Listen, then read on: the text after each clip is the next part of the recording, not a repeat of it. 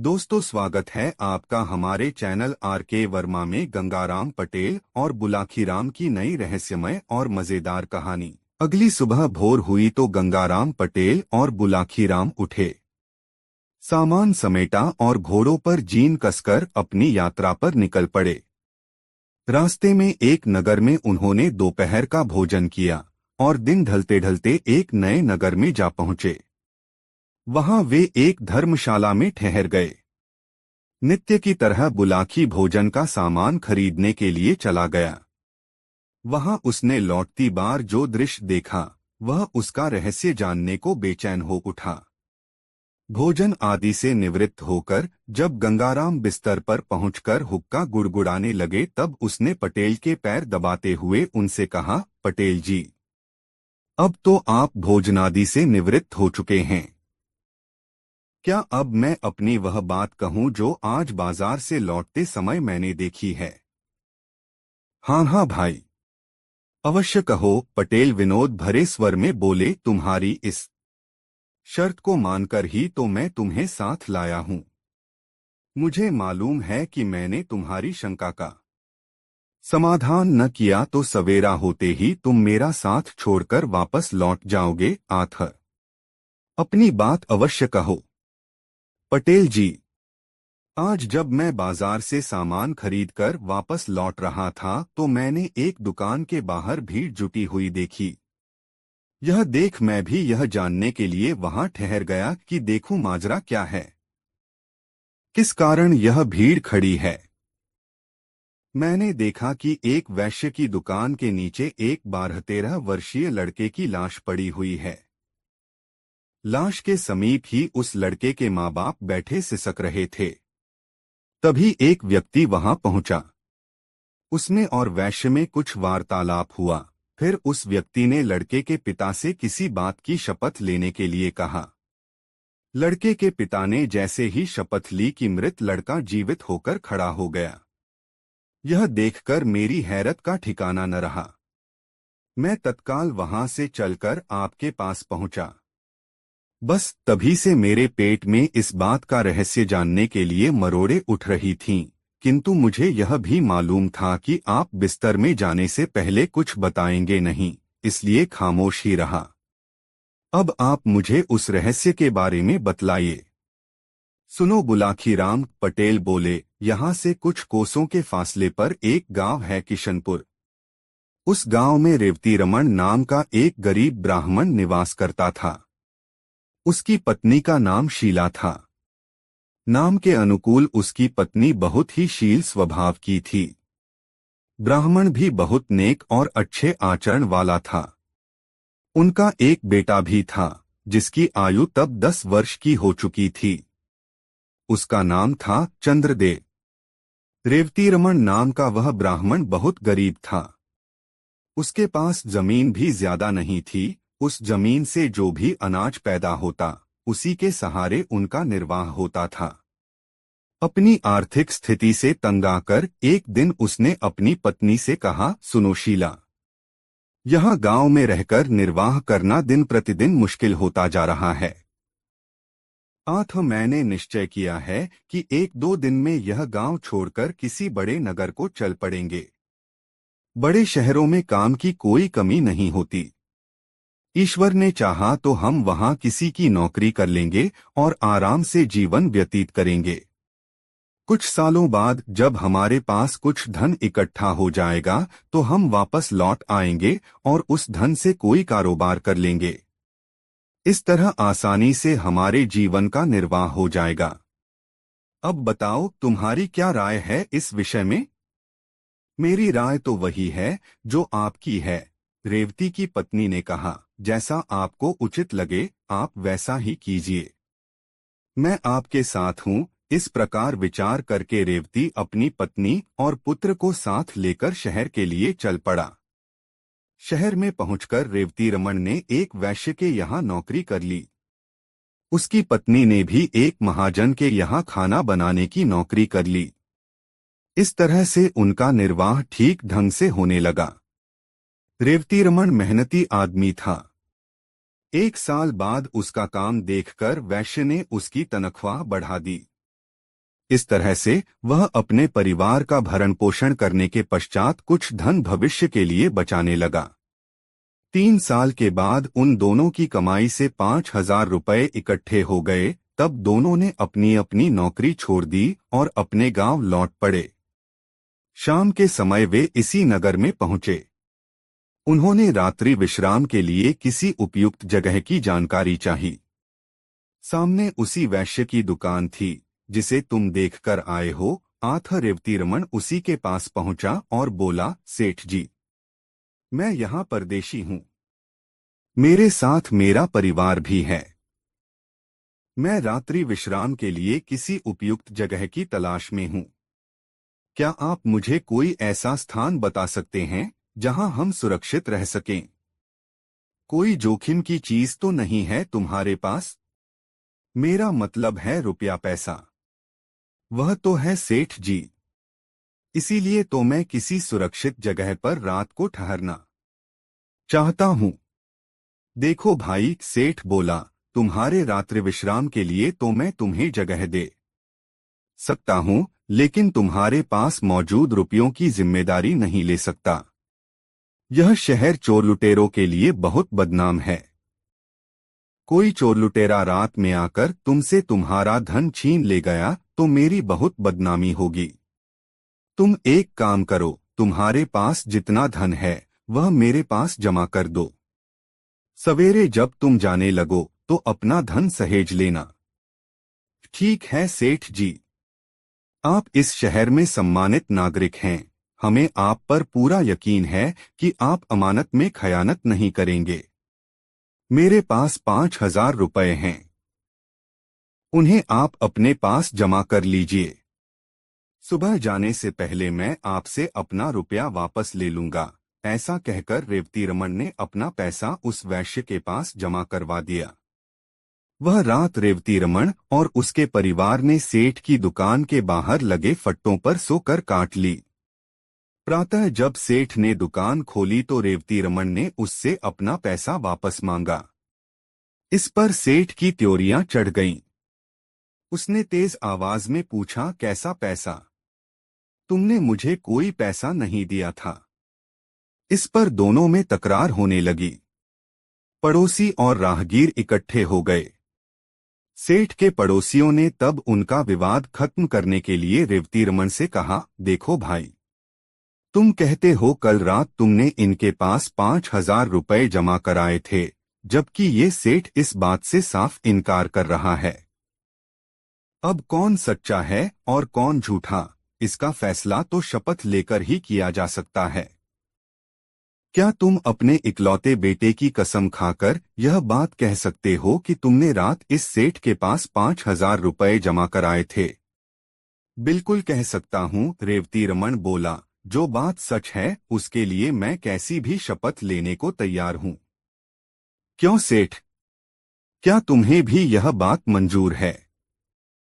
बिल्कुल मंजूर है, सेठ बोला। न्यायकर्ताओं ने तब रेवतीरमण से उसके बेटे के सिर पर हाथ रखकर यह कसम खाने के लिए कहा कि यदि उसकी शपथ झूठी है तो तत्काल उसके बेटे की मृत्यु हो जाए। बुलाकी पटेल ने आगे कहा, किस्मत का खेल देखो। जैसे ही रेवतीरमण ने अपने बेटे चंद्रदेव के सिर पर हाथ रखकर यह शपथ ली कि तत्काल उसके बेटे की मौत हो गई। झूठा होते हुए भी उस सेठ के चेहरे पर विजय के भाव झलक उठे। रेवती और उसकी पत्नी सन्न रह गए। वहां उपस्थित भीड़ और न्यायकर्ताओं ने रेवती को बहुत लानत मलामतें दी क्योंकि वह झूठा साबित हो गया था। रेवती की हालत ऐसी हो गई जैसे भरे बाजार में उसे किसी ने नंगा कर दिया हो। पति पत्नी दोनों ही सिसक रहे थे और भीड़ उनका मजाक उड़ा रही थी, उन पर फप्तियां कस रही थी। तभी उस भीड़ में से निकलकर एक आदमी रेवतीरमण के पास पहुंचा। उसने उससे कहा, देखो दोस्त, असली माजरा क्या है, तुम मुझे सच्ची बात बताओ। क्या वाकई तुमने इस सेठ को 5,000 रुपये जमा करने के लिए दिए थे? रेवतीरमण बोला, यह बात मैं कई बार दोहरा चुका हूँ, लेकिन किसी को यकीन ही नहीं हो रहा, उल्टा सभी लोग मुझे ही बेईमान करार दे रहे हैं। तब एक बार तुम मेरे सामने अपने लड़के की शपथ लेकर यह बात दोबारा कहो कि मेरी बात बिल्कुल सही है। मैंने सेठ के पास अपने 5,000 रुपए जमा कराए थे। यदि तुम्हारी बात सत्य निकली तो तुम्हारा मृत बेटा अभी जीवित होकर उठ खड़ा होगा। फिर उस आदमी ने सेठ से कहा, क्यों सेठ, तुम्हें मंजूर है यह बात? बिल्कुल मंजूर है। भला मुझे क्या एतराज हो सकता है, लेकिन यह आदमी झूठा है। इसका झूठ साबित भी हो चुका है। बेटे की शपथ लेने के बाद इसने झूठ बोला, इसलिए तो इसके बेटे की मौत हो गई है।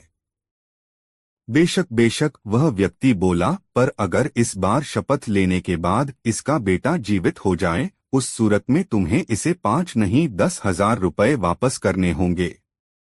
बोलो मंजूर है?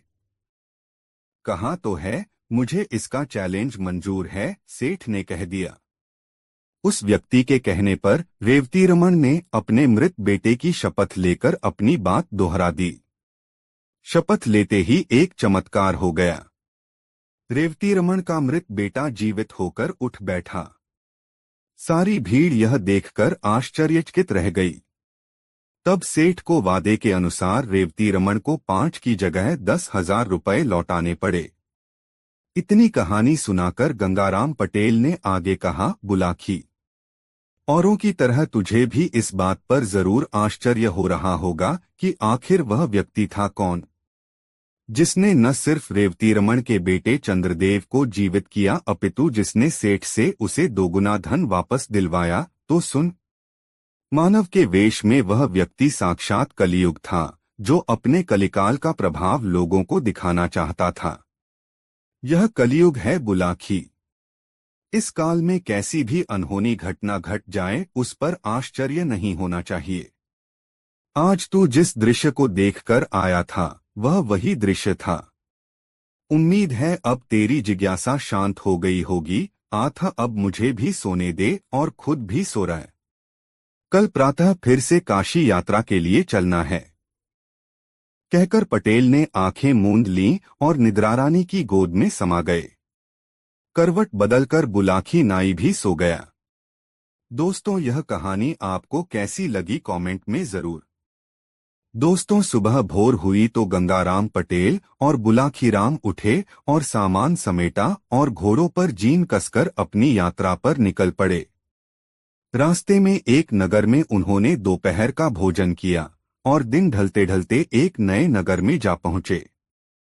वहां वे एक धर्मशाला में ठहर गए। नित्य की तरह बुलाखी भोजन का सामान खरीदने के लिए चला गया। वहां उसने लौटती बार जो दृश्य देखा वह उसका रहस्य जानने को बेचैन हो उठा। भोजन आदि से निवृत्त होकर जब गंगाराम बिस्तर पर पहुंचकर हुक्का गुड़गुड़ाने लगे तब उसने पटेल के पैर दबाते हुए उनसे कहा, पटेल जी, अब तो आप भोजनादि से निवृत्त हो चुके हैं। क्या अब मैं अपनी वह बात कहूं जो आज बाजार से लौटते समय मैंने देखी है? हाँ हाँ भाई, अवश्य कहो, पटेल विनोद भरे स्वर में बोले। तुम्हारी इस शर्त को मानकर ही तो मैं तुम्हें साथ लाया हूं।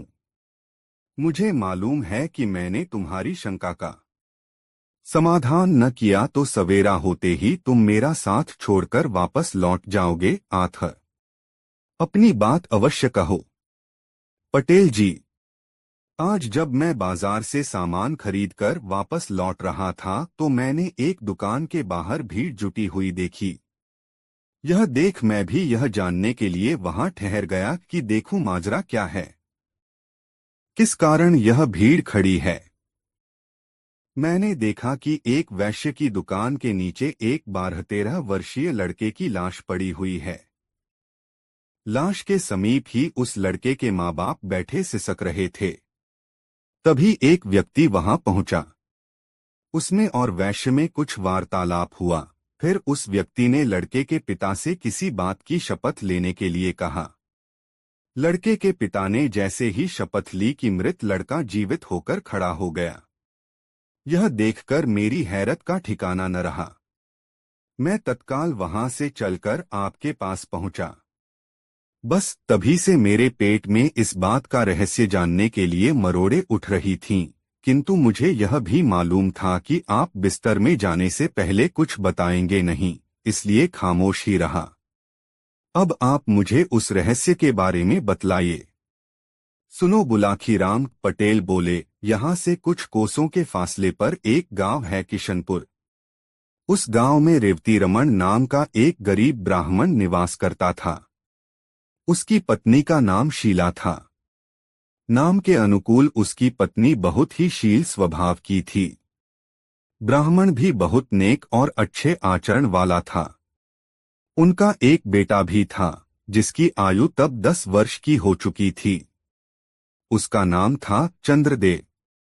रेवती रमन नाम का वह ब्राह्मण बहुत गरीब था। उसके पास जमीन भी ज्यादा नहीं थी। उस जमीन से जो भी अनाज पैदा होता, उसी के सहारे उनका निर्वाह होता था।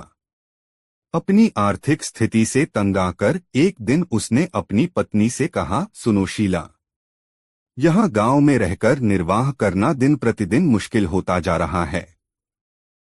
आठ मैंने निश्चय किया है कि 1-2 दिन में यह गांव छोड़कर किसी बड़े नगर को चल पड़ेंगे।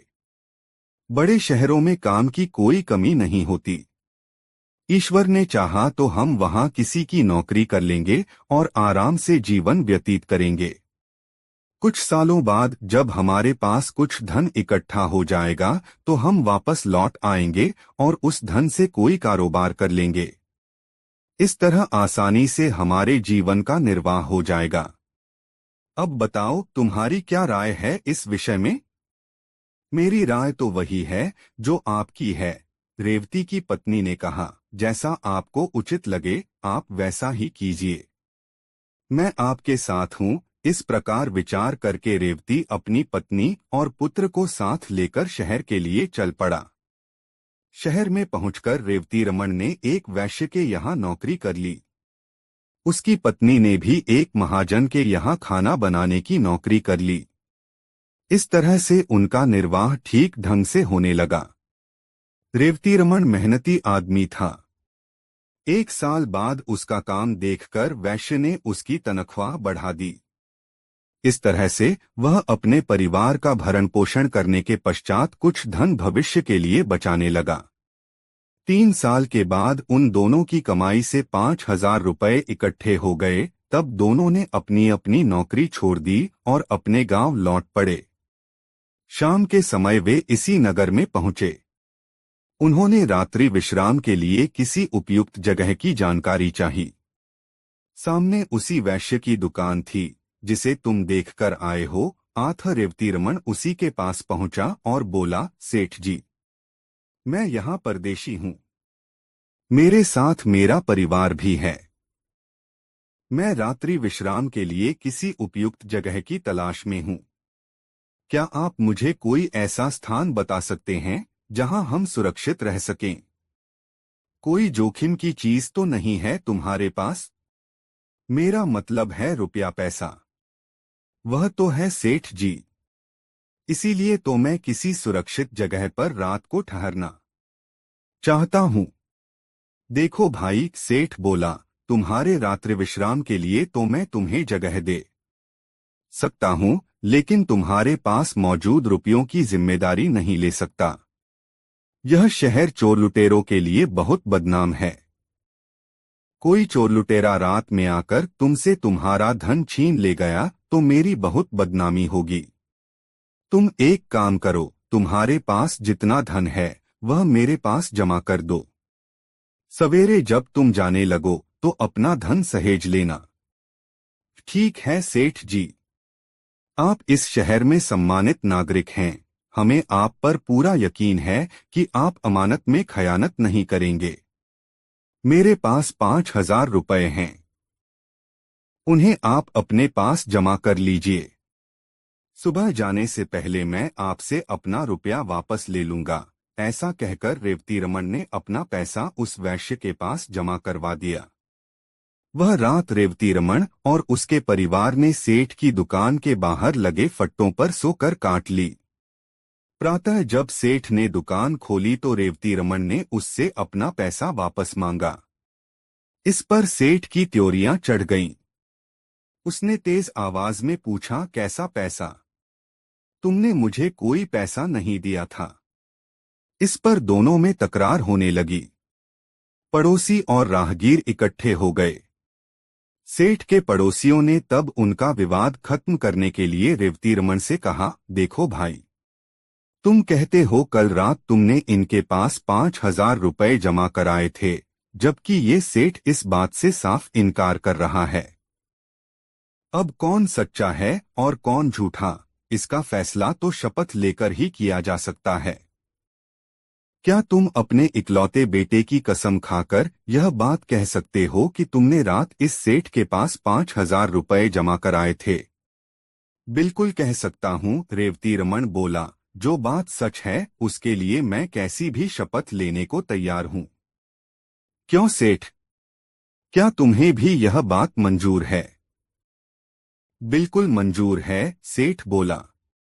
न्यायकर्ताओं ने तब रेवती रमन से उसके बेटे के सिर पर हाथ रखकर यह कसम खाने के लिए कहा कि यदि उसकी शपथ झूठी है तो तत्काल उसके बेटे की मृत्यु हो जाए। बुलाकी पटेल ने आगे कहा, किस्मत का खेल देखो। जैसे ही रेवती रमन ने अपने बेटे चंद्रदेव के सिर पर हाथ रखकर यह शपथ ली कि तत्काल उसके बेटे की मौत हो गई। झूठा होते हुए भी उस सेठ के चेहरे पर विजय के भाव झलक उठे।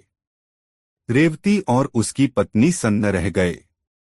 वहां उपस्थित भीड़ और न्यायकर्ताओं ने रेवती को बहुत लानत-मलामतें दी क्योंकि वह झूठा साबित हो गया था।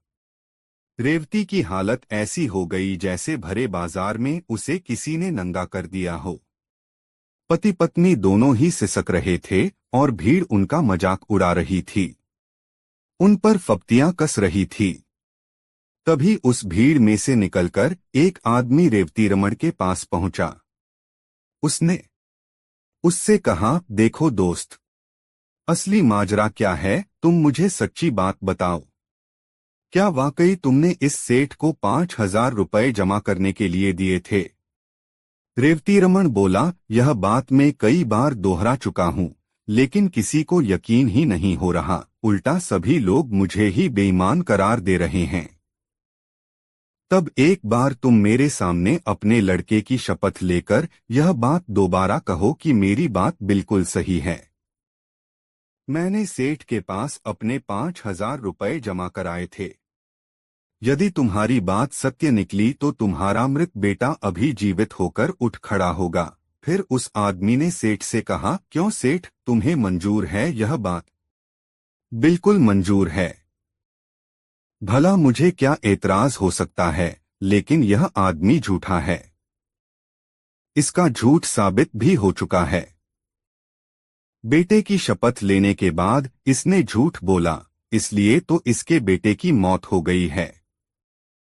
बेशक बेशक, वह व्यक्ति बोला, पर अगर इस बार शपथ लेने के बाद इसका बेटा जीवित हो जाए, उस सूरत में तुम्हें इसे 5 नहीं 10,000 रुपए वापस करने होंगे। बोलो मंजूर है? कहा तो है, मुझे इसका चैलेंज मंजूर है, सेठ ने कह दिया। उस व्यक्ति के कहने पर रेवती रमन ने अपने मृत बेटे की शपथ लेकर अपनी बात दोहरा दी। शपथ लेते ही एक चमत्कार हो गया। रेवती रमन का मृत बेटा जीवित होकर उठ बैठा। सारी भीड़ यह देखकर आश्चर्यचकित रह गई। तब सेठ को वादे के अनुसार रेवती रमन को 5 की जगह 10,000 रुपए लौटाने पड़े। इतनी कहानी सुनाकर गंगाराम पटेल ने आगे कहा, बुलाकी, औरों की तरह तुझे भी इस बात पर जरूर आश्चर्य हो रहा होगा कि आखिर वह व्यक्ति था कौन, जिसने न सिर्फ रेवती रमन के बेटे चंद्रदेव को जीवित किया अपितु जिसने सेठ से उसे दोगुना धन वापस दिलवाया। तो सुन, मानव के वेश में वह व्यक्ति साक्षात कलियुग था, जो अपने कलिकाल का प्रभाव लोगों को दिखाना चाहता था। यह कलियुग है बुलाकी। इस काल में कैसी भी अनहोनी घटना घट जाए उस पर आश्चर्य नहीं होना चाहिए। आज तू जिस दृश्य को देखकर आया था वह वही दृश्य था। उम्मीद है अब तेरी जिज्ञासा शांत हो गई होगी। आथा, अब मुझे भी सोने दे और खुद भी सो रहा है। कल प्रातः फिर से काशी यात्रा के लिए चलना है, कहकर पटेल ने आंखें मूंद लीं और निद्रारानी की गोद में समा गए। करवट बदलकर बुलाखी नाई भी सो गया। दोस्तों, यह मजेदार कहानी आपको कैसी लगी कमेंट में जरूर बताएं। दोस्तों, काशी यात्रा में गंगाराम पटेल और बुलाखीराम दिन भर की यात्रा करते हुए वे दोनों एक नए नगर में पहुंचे और उसी नगर में रात्रि बसेरा करने का निर्णय किया। एक सराय में व्यवस्थित होकर पटेल ने बुलाखीराम को बाजार से खाने पीने का सामान लाने के लिए भेजा। बुलाखीराम लौटा तो एक नई बात फिर उसके पेट में कुलबुला रही थी, जिसे वह शहर में देख आया था। पाठकों, वह नई बात क्या थी? यह गंगाराम पटेल के साथ साथ आप भी जान लीजिए। इस बार बाजार के एक व्यस्त चौराहे पर बुलाखीराम ने एक ऐसा युवक देखा जो देखने में तो किसी कुलीन घर का चिराग लग रहा था, पर उस युवक की आंखों में वीरानी छाई हुई थी। बार बार उसके मुंह से एक ही शब्द निकल रहा था, हाय प्यारी, तू कहाँ है? हाय प्यारी, तू कहाँ है? रात को सोने से पूर्व जब बुलाखीराम ने उस युवक के विषय में पूछा तो गंगाराम पटेल ने उसे बताया, बुलाखीराम, जिस नगर में हम लोग ठहरे हुए हैं, इस नगर का नाम कमलनगर है।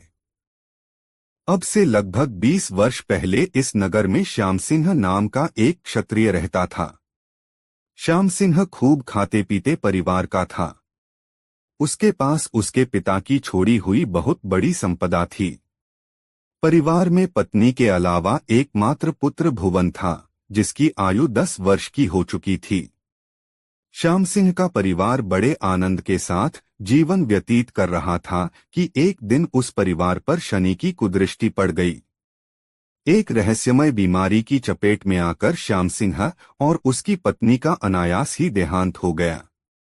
10 वर्षीय भुवन अनाथ हो गया। बुलाखी, भुवन की उम्र बेशक कम थी, किंतु उसके अंदर धैर्य और लगन की कोई कमी नहीं थी। उस किशोर ने बड़ी दृढ़ता से स्थिति का मुकाबला किया और अपने पिता के छोड़े हुए धन के सहारे अपनी परवरिश अपने आप करता रहा। धीरे धीरे 10 वर्ष बीत गए। किशोर आयु का भुवन अब 20 साल का सुंदर नौजवान बन गया। एक दिन भुवन ने अपने मन में विचार किया कि माँ बाप द्वारा छोड़ा हुआ धन धीरे धीरे समाप्त हो रहा है, आथा क्यों न इस धन से किसी दूसरे नगर में जाकर कोई व्यापार कर लूं। व्यापार चल पड़ा तो इस धन में वृद्धि होगी, तब मैं कोई अच्छी सी कन्या ढूंढकर उसके साथ अपना विवाह कर लूंगा और आनंद के साथ शेष जीवन व्यतीत करूंगा।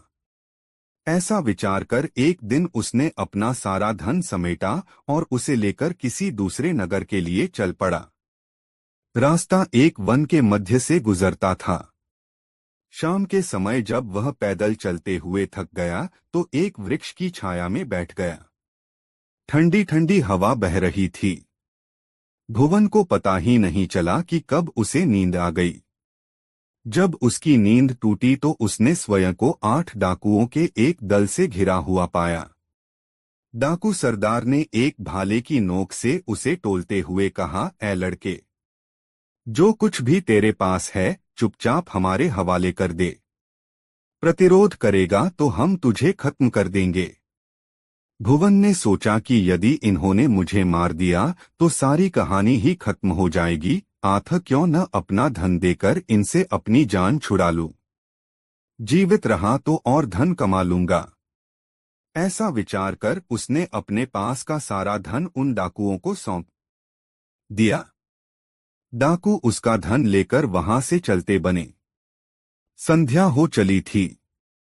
भुवन ने आगे बढ़ने का मन बनाया, लेकिन फिर सोचा कि संध्या काल में तो जंगली जानवर अपने अपने शिकार की तलाश में बाहर निकल पड़ते हैं। यदि किसी हिंसक जीव से टकराव हो गया तो प्राण संकट में पड़ जाएंगे।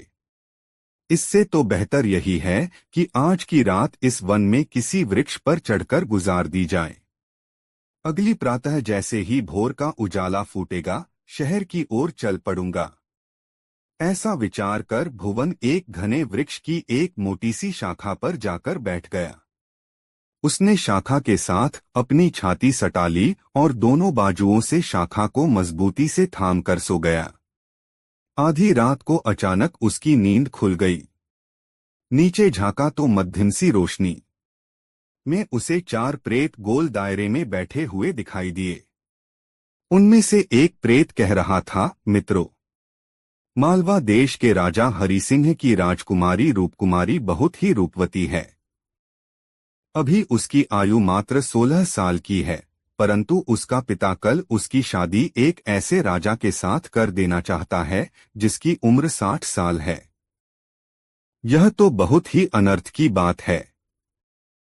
यह सुनकर दूसरे प्रेत ने कहा, मित्रों, है तो यह अनर्थ की बात, पर इससे भी ज्यादा अनर्थ वाली यह बात है कि राजकुमारी उस बूढ़े राजा के साथ हरगिज भी विवाह करना नहीं चाहती।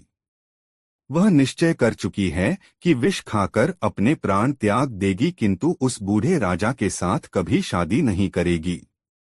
बेचारी राजकुमारी, मुझे तो उस पर बहुत दया आ रही है, कल वह नाहक ही अपने प्राण गंवा देगी। तब तीसरे प्रेत ने कहा, मित्रों, यदि ऐसी बात है तो हमें उस राजकुमारी की मदद करनी चाहिए, क्योंकि जब हम मानव योनि में थे तो बुरे कर्म करने के कारण ही तो हमें यह प्रेत योनि मिली है। इस योनि में हम नाना प्रकार के कष्ट भोग रहे हैं। अतः हमें चाहिए कि हम कुछ अच्छे कर्म करें जिससे हमारे पापों में कमी आए और हम फिर से मनुष्य योनि में जन्म लेकर सर्वानंद भोगें। अब चौथे प्रेत की बारी थी। उसने कहा, मित्र, कहते तो तुम ठीक हो, पर हम उहरे अशरीरी मनुष्य देह हम धारण नहीं कर सकते। बिना देह के हम उस बेचारी राजकुमारी की कैसे मदद कर सकते हैं? हाँ, यदि कोई मनुष्य हमारा साथ दे तो हम उसकी मदद अवश्य कर सकते हैं। वृक्ष पर बैठे हुए भुवन ने सारी बातें सुनी। उसने राजकुमारी के विषय में जो कुछ सुना, उसे सुनकर उसके दिल को बहुत दुख पहुंचा। मन में एक निश्चय करके वह वृक्ष से नीचे उतर आया और उन प्रेतों से कहा, हे प्रेतों, मैंने तुम लोगों की सारी बातें सुनी हैं। खुशी की बात है कि तुम राजकुमारी रूपकुमारी की मदद करना चाहते हो। मैं भी उसकी मदद करना चाहता हूँ। बताओ, मैं किस प्रकार उसकी मदद कर सकता हूँ? यह सुनकर प्रेतों का सरदार बोला, मित्र, एक शर्त पर हम तुम्हारी मदद ले सकते हैं। शर्त यह है कि तुम भूलकर भी हमारे विषय में किसी से भी कोई जिक्र नहीं करोगे। यदि तुमने जाने अनजाने भी हमारा किसी से जिक्र कर दिया तो उसी समय राजकुमारी रूपकुमारी के प्राण छूट जाएंगे। बोलो, मंजूर है यह शर्त? भुवन ने तत्काल उनकी यह शर्त स्वीकार कर ली। तब प्रेतों ने अपनी मायावी विद्या से भुवन के लिए राजकुमारों जैसे वस्त्राभूषण मंगवाए। मायावी विद्या से ही 5 घोड़े पैदा किए जो वायु से भी तेज रफ्तार से आकाश में उड़ सकते थे। भुवन को एक घोड़े पर बैठाया और उसके पीछे पीछे अशरीरी रूप में अपने अपने घोड़ों पर बैठकर मालवा की ओर उड़ चले। 2 घंटे में ही वे घोड़े मालवा देश की सीमा में प्रविष्ट हो गए। बुलाखीराम, जब वे 5 प्राणी वहां पहुंचे, उस समय राजमहल में अनेक मेहमान ठहरे हुए थे। उन 5 प्रेतों ने भुवन को तो राजमहल में भेज दिया और स्वयं अदृश्य रहकर उसकी निगरानी करते रहे। राजकुमारी रूपकुमारी उस समय अपने कमरे में अकेली बैठी थी जब युवक ने उसके कमरे में प्रवेश किया। भुवन को वहां आया देख राजकुमारी आश्चर्यचकित रह गई। उसने भुवन से पूछा, हे युवक, तुम कौन हो और मेरे कक्ष में किधर से आ पहुंचे? भुवन ने कहा, हे राजकुमारी, मेरा नाम भुवन है। मुझे तुम्हारे विषय में सब कुछ मालूम हो चुका है कि तुम अपना विवाह उस बूढ़े राजा के साथ करना नहीं चाहती हो। मैं तुम्हारी सहायता करने के लिए ही यहाँ आया हूँ। भुवन सुंदर तो था ही, उसने राजकुमारी से जब यह विनम्रता के साथ कहा तो वह उसके व्यक्तित्व से बेहद प्रभावित हुई। उस समय भुवन का सहारा उसे भगवान का भेजा हुआ सहारा महसूस हुआ। वह तुरंत उसके साथ चलने के लिए तैयार हो गई। भुवन ने तब राजकुमारी को अपने घोड़े पर बिठाया और आकाश मार्ग से चल पड़ा। चारों प्रेत भी अदृश्य रूप में उसके पीछे पीछे चल पड़े। भुवन ने अपना घोड़ा वन में उसी वृक्ष के नीचे उतारा। वहां अदृश्य रूप से उन प्रेतों ने युवक से कहा, हे युवक, अब तुम इस राजकुमारी को अपने नगर में ले जाओ और इसके साथ विधिवत विवाह करके सुखी और संपन्न जीवन व्यतीत करो, पर सावधान, हमारी हिदायतें याद रखना, भूलकर भी कभी किसी से हमारा जिक्र न करना। उत्तर में भुवन ने सिर हिलाकर अपनी सहमति प्रदान कर दी। उधर जब राजमहल में राजकुमारी रूपकुमारी के गायब होने की खबर मिली तो वहां हड़कंप मच गया। चारों तरफ राजकुमारी की खोज होने लगी, किंतु यह सब निष्फल साबित हुआ। राजकुमारी तो उनकी पहुंच से बहुत दूर कमलनगर में पहुंच चुकी थी। उधर नगर के लोगों को जब यह मालूम हुआ कि भुवन ने अपना विवाह कर लिया है तो उसके सभी मित्रों ने आकर उसे बधाई दी। हे बुलाखी, राजकुमारी रूपकुमारी भुवन के साथ चली तो आई, किंतु उसने जब घर में घोर दरिद्रता देखी तो उसे बहुत दुख हुआ। कहाँ तो राजसी वैभव का सुख और कहाँ एक मामूली सा मकान। वह महलों में पली थी और अब उसे एक मामूली से घर में रहते हुए घर का सारा काम स्वयं ही करना पड़ता था। इस कारण वह कुछ परेशान सी रहने लगी। उसकी परेशानी उसके पति भुवन ने भांप ली।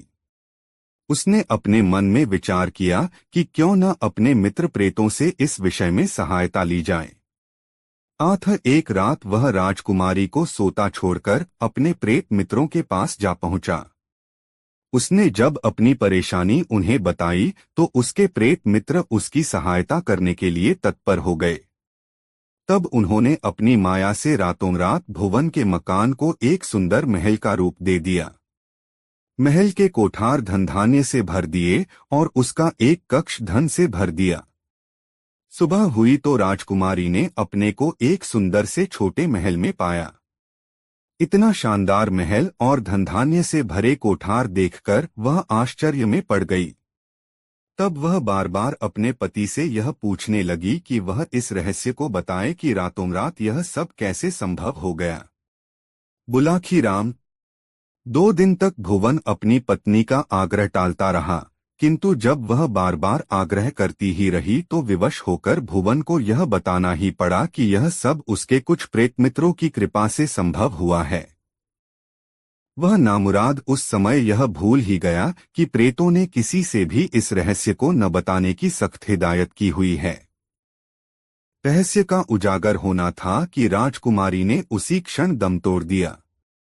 यह देखकर भुवन को उस रहस्य के उजागर कर देने का बहुत अफसोस होने लगा। वह फूट फूट कर रोने लगा और सिर धुन धुन कर विलाप करने लगा कि हाय प्यारी तू कहाँ है, हाय प्यारी तू कहाँ है। बस तभी से वह विक्षिप्त हो गया है। हे बुलाखी, आज शाम तू जिस शख्स को प्रलाप करते हुए देख आया है वह भुवन ही था। अब बता, तेरी बात का तुझे उत्तर मिल गया ना? मिल गया पटेल जी, बुलाखी बोला, किस्मत के खेल भी निराले होते हैं। बेचारे भुवन की तो किस्मत बनकर भी बिगड़ गई। ईश्वर उसकी आत्मा को शांति दे, यह कहकर बुलाखी ने बिस्तर पर अपने पैर फैला दिए। शीघ्र ही वह नींद के आगोश में समा गया। पटेल तो पहले से ही खर्टी भरने लगे थे। दोस्तों, गंगाराम पटेल बुलाखीराम नाई की यह मजेदार कहानी आपको कैसी लगी कमेंट बॉक्स में जरूर बताएं। ऐसी और नई मजेदार कहानी सुनने के लिए हमारे चैनल आरके वर्मा को सब्सक्राइब जरूर कर लें और यह वीडियो अपने मित्रों के साथ जरूर शेयर करें। वीडियो देखने के लिए धन्यवाद। दोस्तों, काशी यात्रा से वापसी कर गंगाराम पटेल और बुलाखीराम नाई ने दिन भर की यात्रा समाप्त कर एक नए नगर में प्रवेश किया। वहां उन्होंने ठहरने के लिए एक उचित स्थान की खोज की और वहीं रैन बसेरा करने का निश्चय कर लिया। हस्बे मामूल के मुताबिक पटेल ने बुलाखी को पैसे देकर शहर में भोजन का सामान लेने भेज दिया और स्वयं अपनी दिनचर्या को निपटाने में व्यस्त हो गए। बुलाखी इस बार भी लौटा और एक नई खबर उसके पास तैयार थी। उसने सोचा इस खबर को पटेल को अभी सुनाऊंगा तो पटेल जी यह कहकर टाल देंगे कि रात्रि होने दे, भोजन करने के पश्चात बिस्तर पर लेटते समय तुझे तेरी बात का उत्तर दे दूंगा। इसलिए उसने वह बात उस समय पटेल को नहीं बताई। वह बात को पेट में डाले रहा। जब वे दोनों भोजन करके निवृत्त हो गए तब बुलाखी ने बात छेड़ी। पटेल जी, आज भी इस शहर में मैं एक नई घटना देख आया हूं। ठीक है, उस घटना का वर्णन कर, फिर उसे सुनकर मैं तेरी बात का उत्तर दूंगा, पटेल ने कहा। पटेल जी, आज इस नगर में मैंने एक स्थान पर कुछ लोगों को खड़े देखा तो उत्सुकतावश मैं भी यह देखने पहुंच गया कि ये लोग गोलदायरा सा बनाए क्या कर रहे हैं। मैं भीड़ के मध्य पहुंचा और आगे को दृष्टि दौड़ाई तो देखा कि एक आदमी जमीन के अंदर सिर तक गड़ा है। उसका सारा शरीर तो भूमि में दबा हुआ था, मात्र उसका सिर ही जमीन से बाहर था। वहीं एक बड़ी सी जूती पड़ी थी। लोग बारी बारी से उस व्यक्ति के नंगे सिर पर जूती मारते और आगे बढ़ जाते थे। यह देखकर मेरी जिज्ञासा बढ़ गई और मैं मन में यह विचार करता हुआ लौट आया कि इसका रहस्य पटेल जी से ही पूछूंगा। अब आप मुझे उस व्यक्ति के विषय में बताएंगे तो मेरी जिज्ञासा शांत होगी। बुलाखी, तेरी जिज्ञासा मैं अवश्य शांत करूंगा, लेकिन तुम कहानी के बीच बीच में हुकारा जरूर देते रहना ताकि मुझे लगे कि तू ध्यान और दिलचस्पी से सारी कहानी सुन रहा है, पटेल ने कहा। मैं ऐसा ही करूंगा पटेल जी, बुलाखी ने कहा। अब आप अपनी कहानी आरंभ तो कीजिए।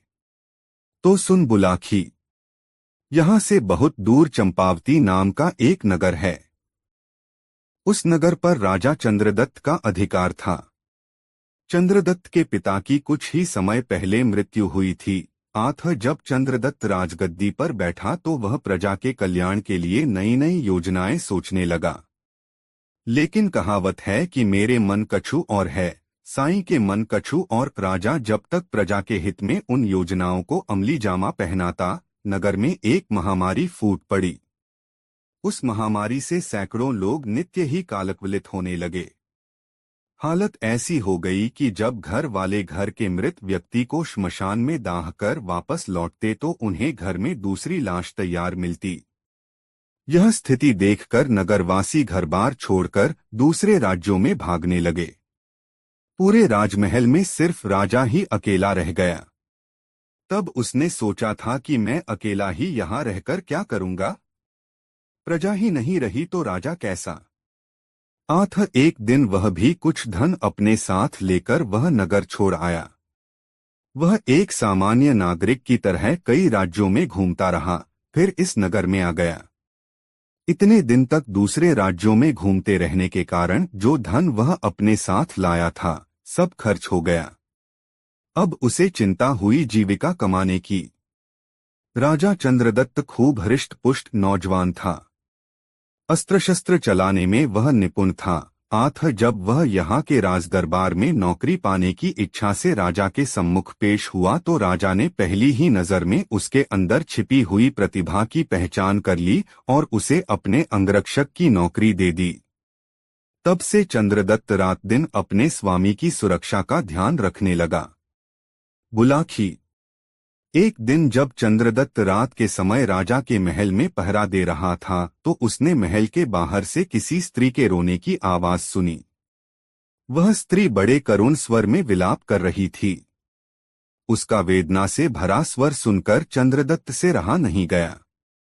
उसने अपने स्थान पर एक अन्य प्रहरी को खड़ा किया और महल से बाहर निकलकर उस दिशा में चल पड़ा जहां से रोने की आवाज आ रही थी। कुछ आगे चलकर उसने देखा कि सरोवर के किनारे एक बेहद रूपवान स्त्री बैठी विलाप कर रही है। चंद्रदत्त ने निकट पहुंचकर उस स्त्री से पूछा, हे देवी, तुम कौन हो?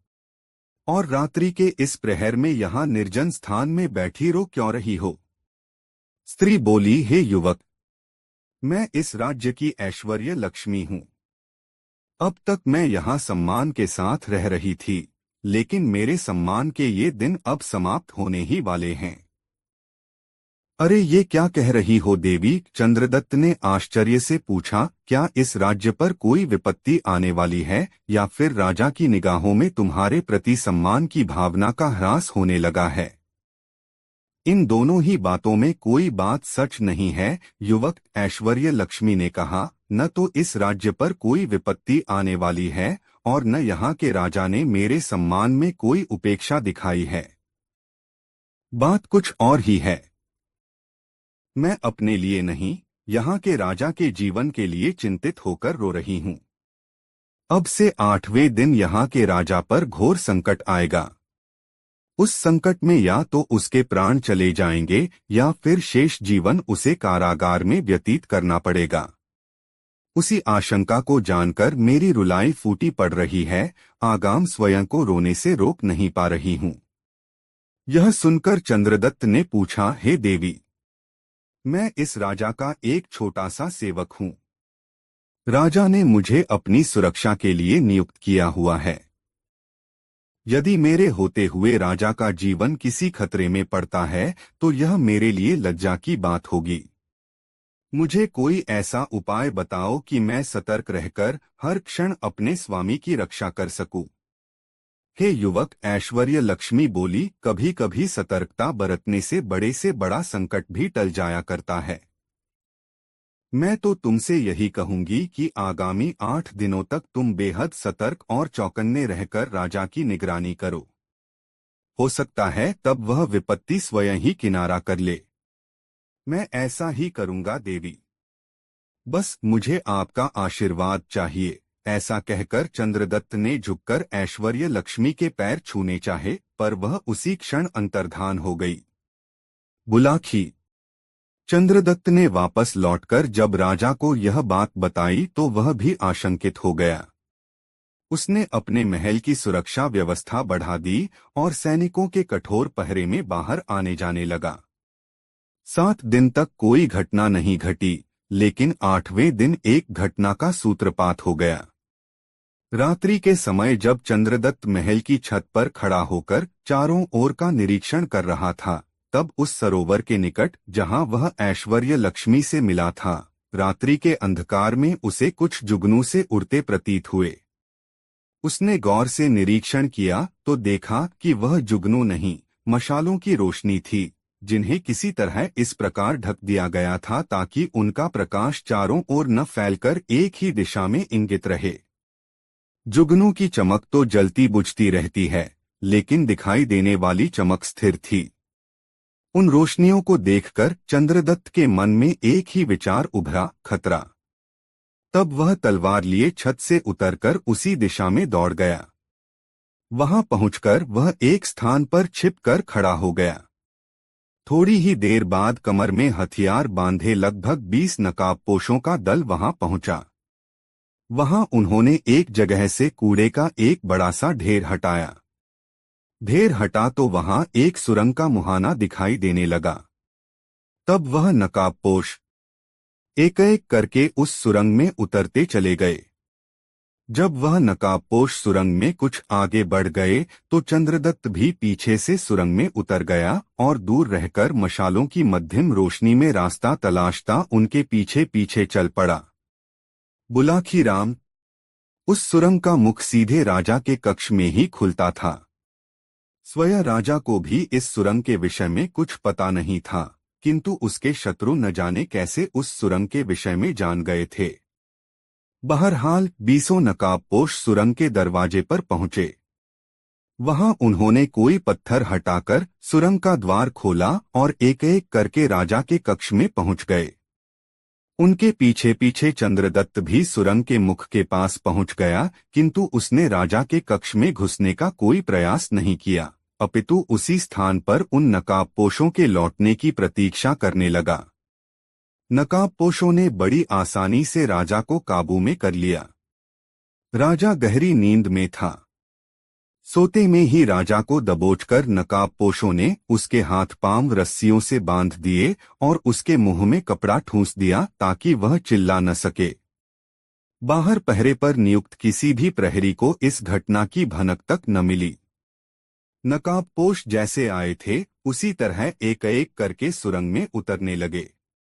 बस यही मौका था चंद्रदत्त को पराक्रम दिखाने का।